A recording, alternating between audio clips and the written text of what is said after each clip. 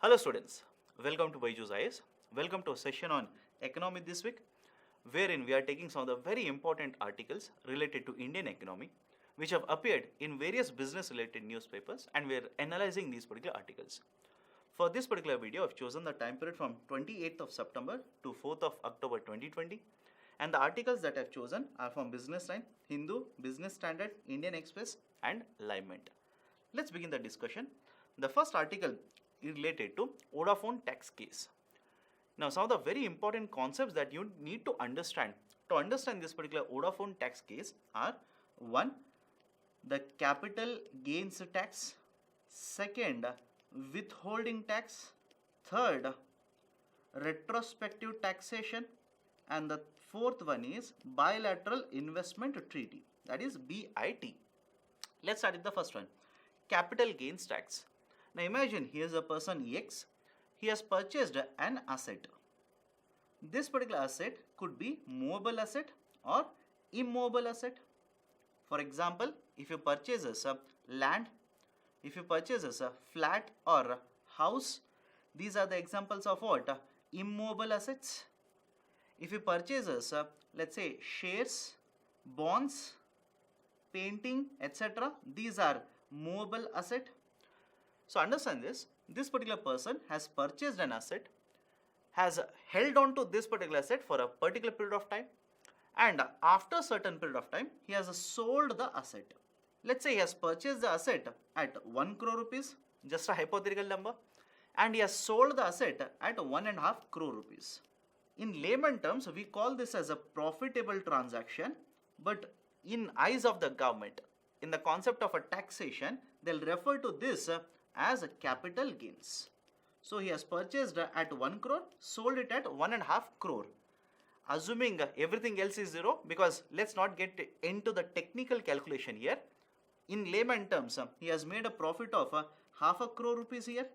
So on this particular 0.5 crore rupees, the government will impose capital gains tax.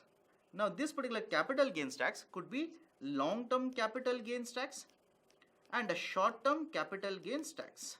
This is a basic idea of a capital gains tax. Second one, withholding tax.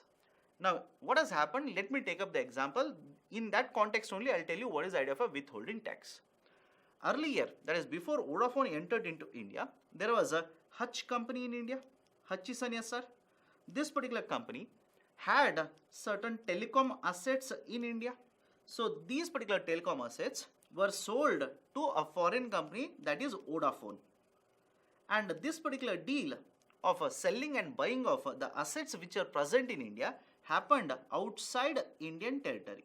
Now once this particular transaction happened, the government of India, or to be more precise, CBDT, Central Board of Direct Taxes, sent a tax notice to Vodafone company saying that when you purchase the assets from the Hutchison company, this particular company has made certain capital gains, and on this particular capital gains they are supposed to pay capital gains tax.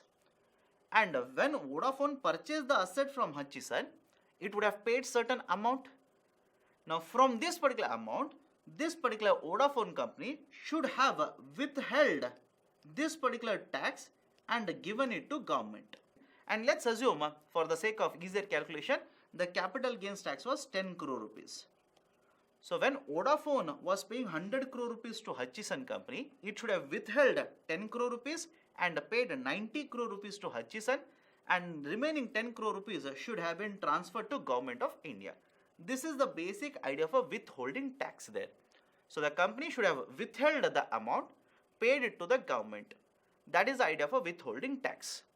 Now understand this, capital gains tax is done, withholding tax is done. Third one is retrospective taxation. Idea for retrospective taxation is we are basically amending the tax law, or we are bringing a new type of a tax today, but the application of this particular law will be from a pre-date. That is, although we are introducing the tax today, or we are changing the provision today, the application of this will be done from the past date itself. Whenever such laws are introduced, these are referred as retrospective laws. And Government of India made certain changes which I'll discuss in some time, which is very important with respect to this particular Vodafone tax case. And finally, the concept of a BIT, bilateral investment treaty, which basically means whenever investments will come from one country to another country, that is, one foreign company will invest in India, obviously they would want to protect their investments in India, because government of India might keep on changing the policy as per its whims and fancies, or will keep on changing policy as per its requirement. But when they'll keep on changing the policy like this, it will affect the investments of the foreign companies in India. So to protect these kind of investments which are coming from one country to another country through these particular companies like this, these respective countries will sign an agreement. These particular agreements are called as bilateral investment treaties. Now, having understood these particular four concepts, let's understand the story of this particular Vodafone tax issue. In the year 2007, Vodafone purchased these particular telecom assets from Hutchison SR. The transaction happened outside India. So the government of India sent a tax notice to Vodafone company asking them to pay the capital gains tax or withholding tax. Now Vodafone basically went to Bombay High Court and contested this particular tax demand. Bombay High Court ruled in the favor of a taxation authority. Now Vodafone took this particular case, appealed against it in the Supreme Court.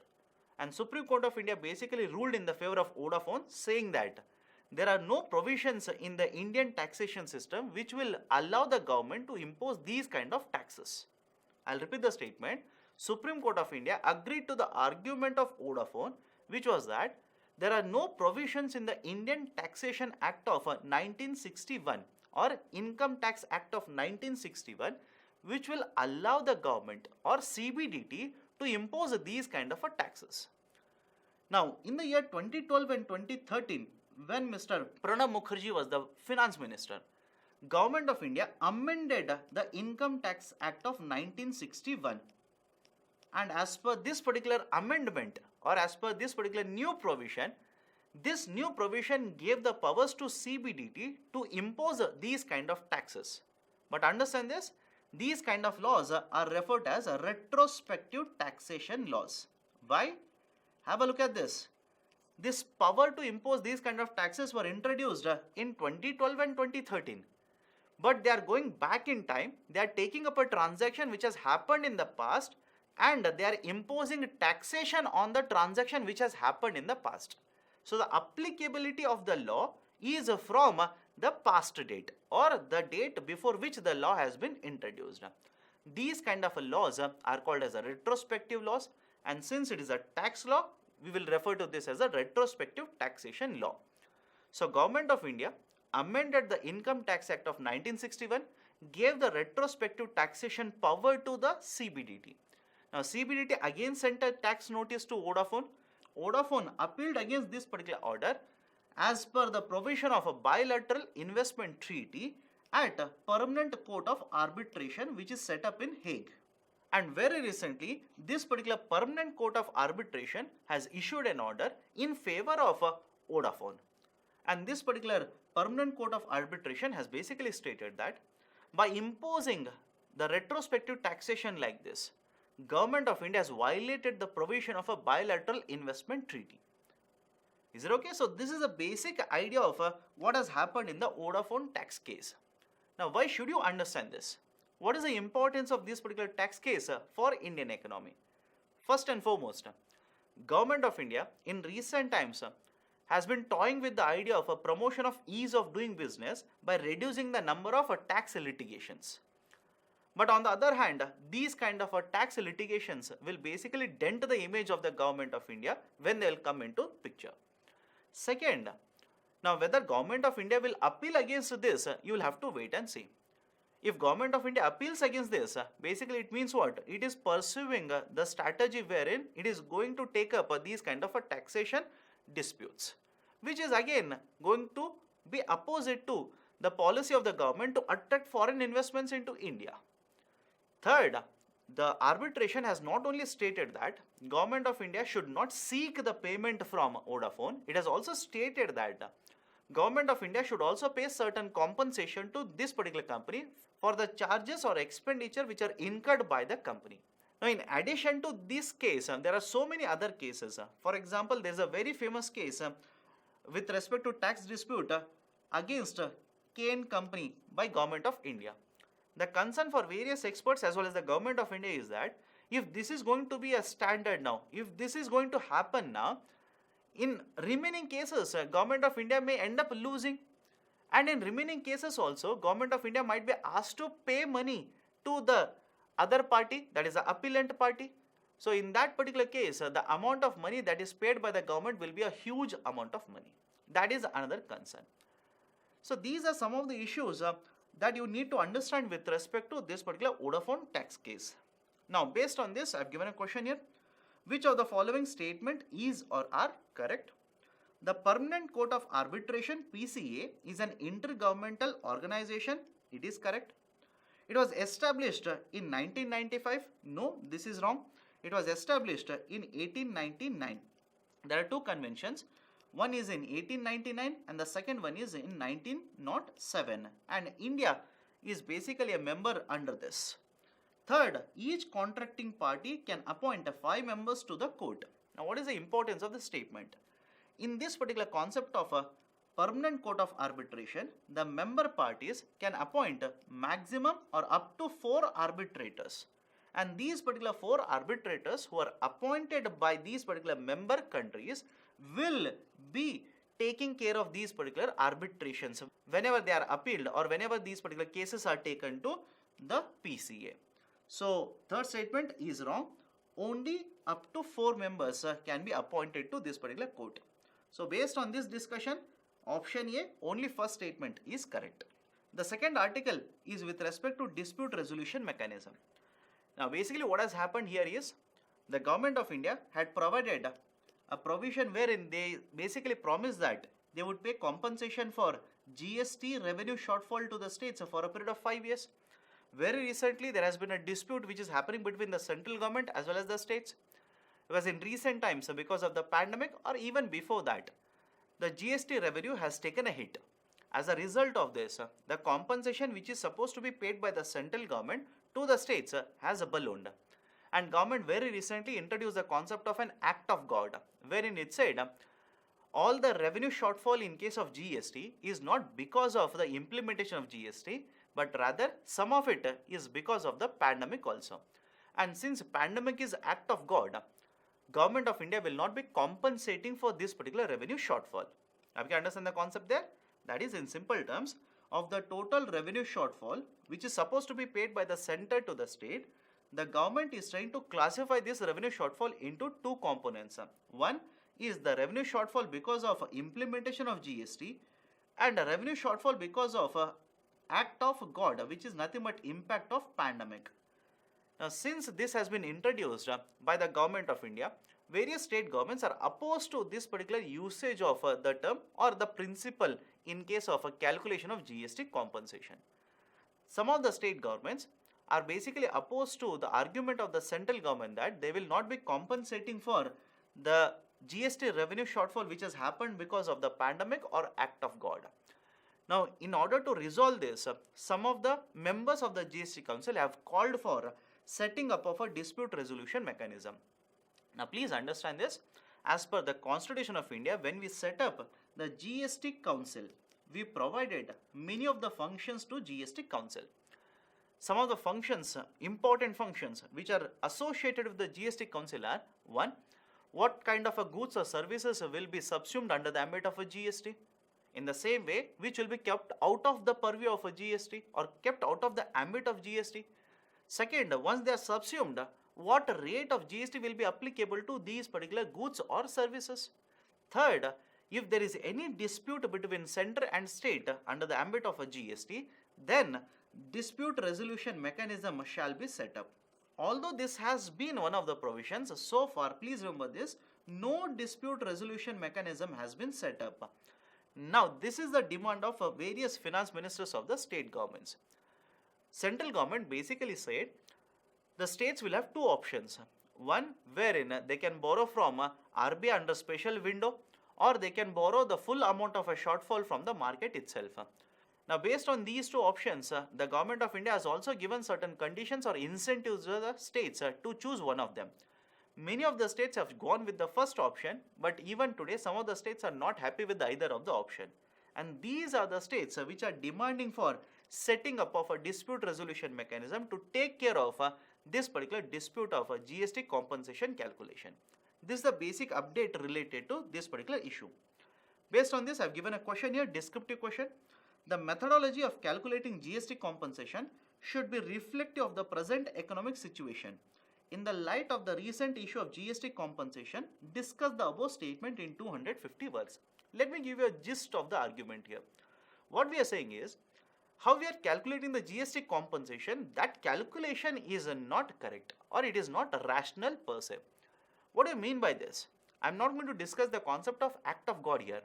I am going to focus on the concept of assuming that the tax revenue, that is the GST revenue, will increase from one year to next year by 14%. Understand this? How much GST revenue we collect is directly dependent on how much goods and services sales will happen in the market. Is it okay?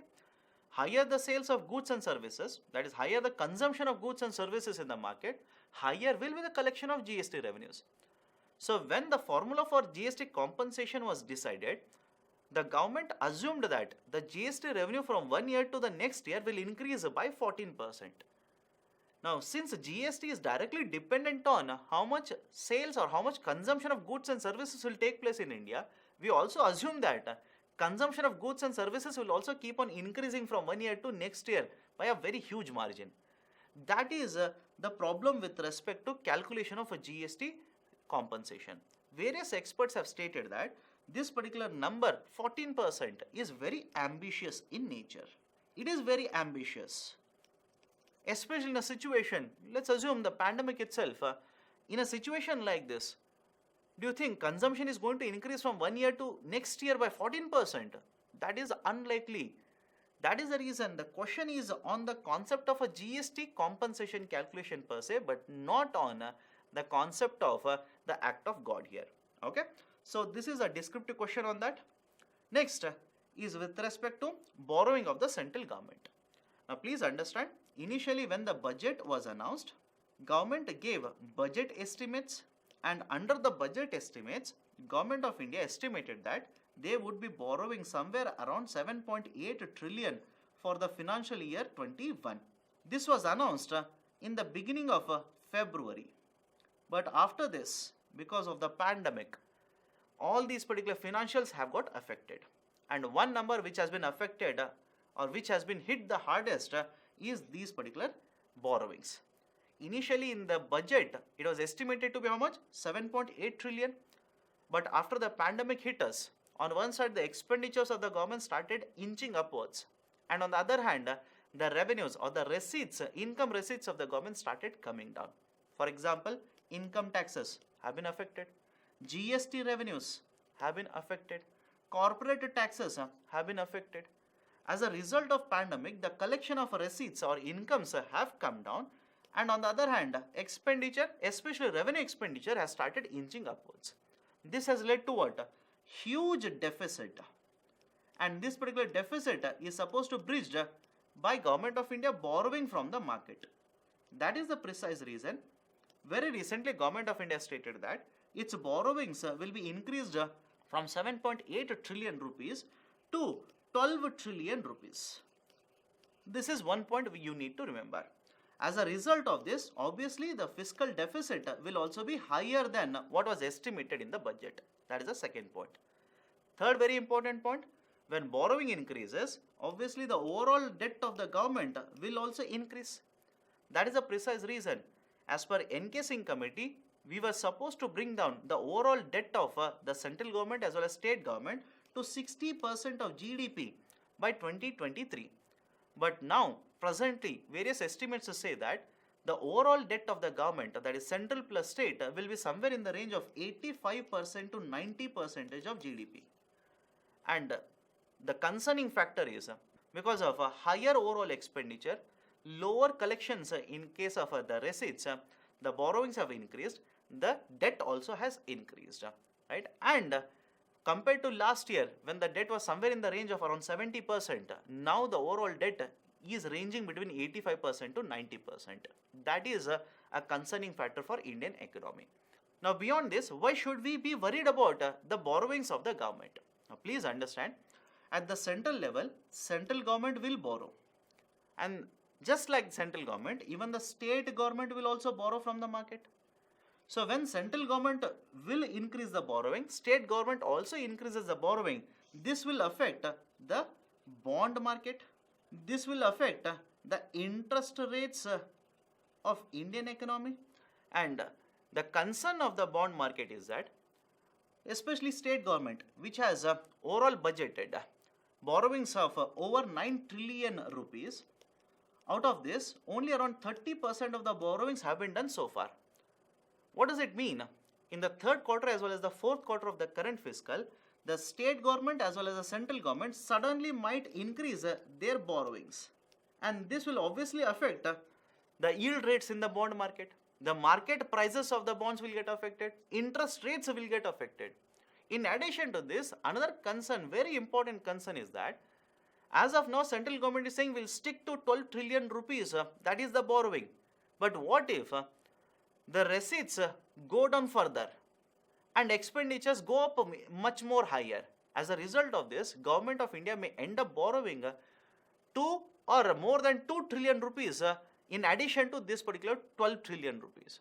That simply means again what? It will have a higher impact on the bond market. It will have a higher impact in the yield rates of the bonds, in the market prices of the bonds, as well as the overall interest rates in the market. This is what you need to understand with respect to this particular newspaper article. Now, based on this, I have given a question here. With expansion in fiscal deficit of the government, which of the following is likely to happen? It's an analytical question here. With expansion in the fiscal deficit, which of the following is likely to happen? Underline the term likely to happen. There is no guarantee. He is asking which of the following is likely to happen. Let's start. Higher inflation rate? Definitely yes. Because please understand, whenever fiscal deficit increases, it simply means what?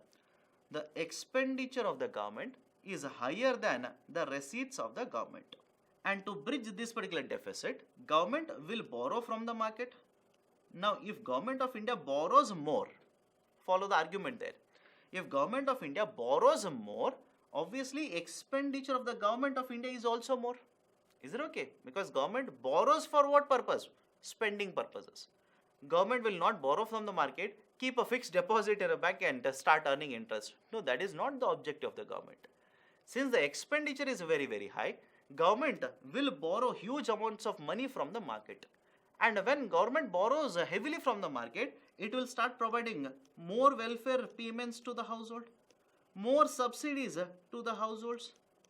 And when all of this happens, can I simply say that the overall money supply in the market has increased? And when overall money supply increase in the market, it may lead to inflationary trend. So is it possible that higher fiscal deficit may lead to inflation? Definitely yes. Again, I am using the term may because again, he is asking whether it is likely to happen or not. Second one, crowding out. Now, what is the idea of a crowding out? Let me explain here. Here is the private sector which is borrowing from the market. In addition to private sector, there is also Government of India. Now, both of them are borrowing from the market. If Government of India's fiscal deficit increases, it simply means what? The borrowing of Government of India has increased.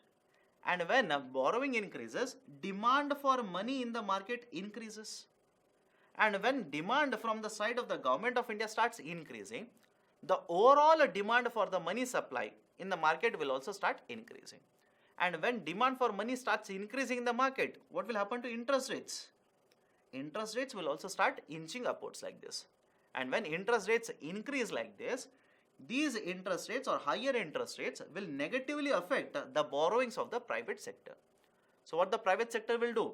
Rather than borrowing from this particular market, they will start borrowing from some other market. For example, they might opt for ECB, external commercial borrowing. They might opt for issuing any other instruments which will fetch them money at a lower rate of interest. But essentially, because of a higher demand from the government side, interest rates are rising upwards. As a result of this, these kind of borrowers are moving away from this particular market. This is called as crowding out. So higher the fiscal deficit, crowding out likely to happen? Definitely yes. Third one, sovereign credit rating downgrade. Yes, this is also likely to happen. Because higher the fiscal deficit means what? Obviously, inflationary trends might happen. Higher debt or public debt, right, is also cause of concern. So whenever these parameters are negative, that is implications are negative, there is a tendency of the credit rating agencies to downgrade the sovereign credit rating. Again, is it likely to happen? Yes, it is likely to happen. There is no guarantee here. So even the third point is correct. Right option is option D, 1, 2 and 3. The next article is on ESG fund. Very, very novel concept. Let's have a discussion. Let me start with the concept of ESG itself. ESG stands for environmental impact. S stands for social responsibility. And the third, G stands for corporate governance. Now to understand this, let me tell you the idea of a mutual fund. In case of mutual fund, what happens? Imagine I am a company which is involved in issuing mutual funds. All of you are the investors. I will issue mutual fund units to you people and I will collect money from you. Is it okay? Here is the asset management company. That is, I am the asset management company. I am issuing securities to you, instruments to you, which are referred as mutual funds. I will collect money from you. And while I am collecting money, I am going to tell you where I am going to invest the money. For example, I might issue the mutual funds which are referred as a debt mutual funds, which basically means after issuing mutual funds to you and collecting money from you, I am going to invest in the debt market. There are equity mutual funds, which again means what? Issue the mutual funds, collect the money, invest only in the equity market, that is a share market. So these kind of mutual funds are present in the market. So mutual funds are those particular instruments which will basically help the company raise money and invest in the market. That is the basic idea of a mutual fund company. Now within the mutual fund company, there is a new concept of a ESG fund. And I've already mentioned E stands for what? Environmental impact. S stands for social responsibility and G stands for corporate governance. Means what? Imagine I am the mutual fund company now, you are the investors, I am issuing these particular mutual fund units to you, but you are basically asking, sir, in which companies are you going to invest my money? You as investor are very careful about in which company this particular mutual fund company will be investing your money. You will basically evaluate these particular companies on 3 parameters. What is the performance of this particular company in terms of containing environmental impact of its business? Second, in what way it is protecting the interest of its workers, that is a social responsibility. Third, in what way corporate governance is implemented in this particular company. You will take a list of companies and evaluate these particular companies on its performance on these 3 parameters. And based on its evaluation, you will decide that okay, in these particular companies we are going to invest because they score high on the concept of ESG. So this is a basic idea of a ESG fund, and this particular concept is very novel, and especially in case of Indian market, this is taking effect right now. Right now there are 3 types of ESG funds in India. One is SBI Magnum Equity. Second is Axis ESG, and the third one is Quantum India ESG. So these are the 3 ESG mutual funds which are available in case of India. In addition to these 3, 5 more ESG funds have lined up. In simple terms, they are going to issue these kind of ESG funds in the coming days. Now what is the importance of this? The importance is, one, the investor is becoming very intelligent now. They just don't want to invest their money in any of the companies. They want to ensure that their money is going into a company which is taking care of the concept of E, S and G. Second, because the investor is worried, investor is taking care of it. Now the companies which want to attract these investments will also be very careful and will start complying with various norms in order to ensure that they will score better under concept of E, S and G. That is the basic application of the ESG funds. I have given a descriptive question based on this discussion. Write a note on ESG funds in 250 words. The next article is related to interest waiver. Some of the very important points. RBI announced a loan moratorium. Under this, basically, the repayment was postponed. That is, as a borrower, you are supposed to pay interest. Now, this particular interest was postponed initially for a period of 3 months. Now, later, RBI extended this particular loan moratorium for a period of 6 months. And this particular 6-month time period is over. Now, borrower is supposed to make the repayment to the bank. Here comes the problem. For a period of 6 months, assuming you are the borrower, you have not paid the loan amount to the bank. So the bank is expecting you to pay EMI, which has the principal component as well as the interest component. And since you have not paid this particular EMI for a period of 6 months, in addition to this principal and interest, the bank wants to add more interest. Because for 6 months you have not made a payment. You have withheld your payment for a period of 6 months. So in addition to this particular interest, they want to add additional interest. In simple terms, they are calculating compound interest on these particular payments. Now against this, there has been a case which is being heard by Supreme Court of India. Supreme Court of India is basically hearing whether the relief should be given or not, should the interest be waived off, what should be done.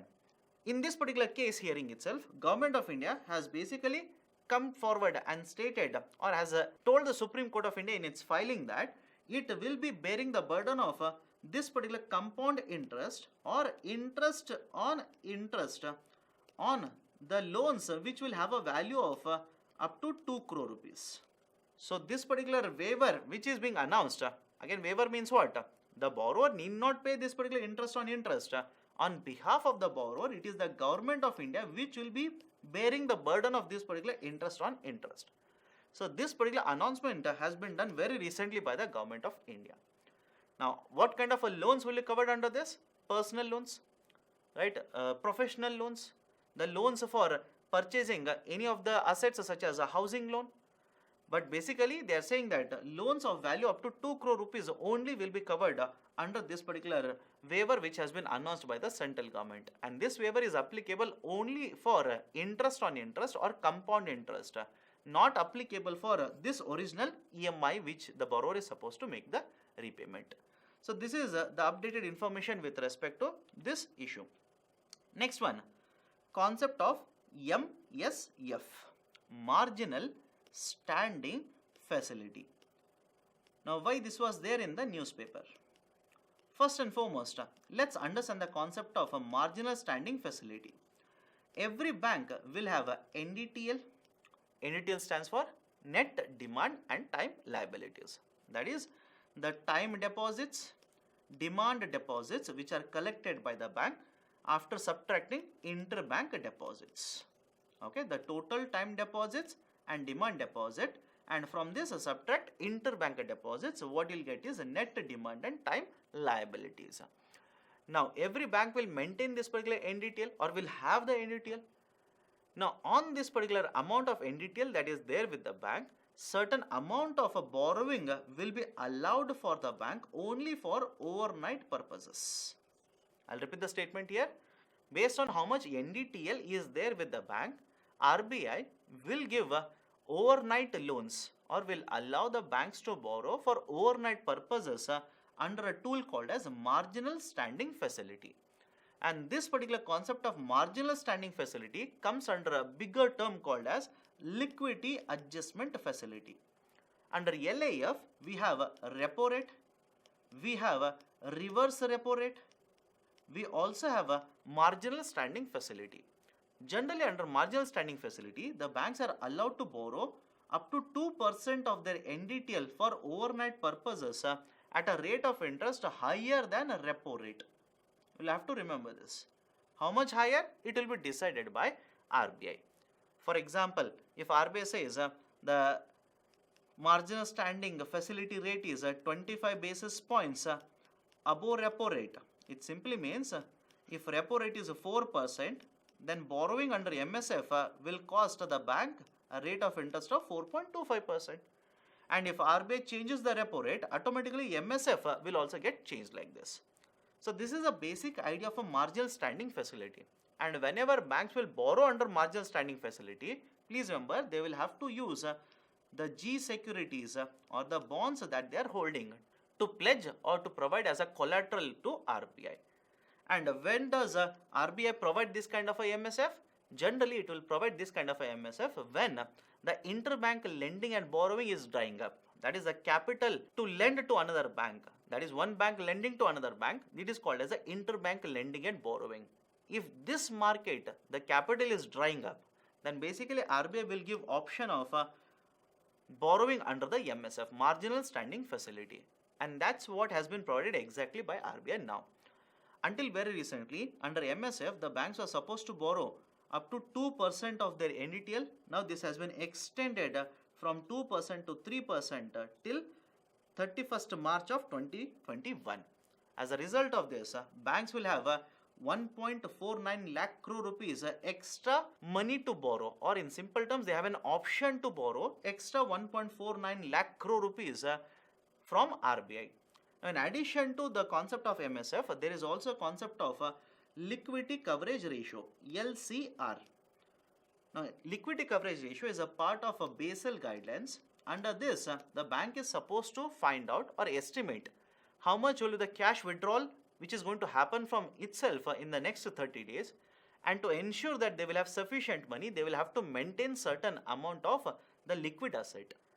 And by enhancing the marginal standing facility from 2% to 3%, the banks have an option now to borrow directly from RBI, which is nothing but part of the high quality liquid asset itself. And this will help the banks to meet the liquidity coverage ratio also. So these are some of the very important points related to concept of MSF. Now based on this discussion, I have given a question here. Which of the following statements are correct regarding MSF? Under this window, the banks can borrow any amount in case they need from RBI. No, this is wrong. I've already mentioned this has been increased from 2% to 3% of NDTL. Second, it is a part of liquidity adjustment facility. Yes, this is correct. Second statement is correct. Right option is option B. Only 2 is true. So these are some of the very important articles as well as the questions related to articles from this particular time period. Thank you. Have a good day.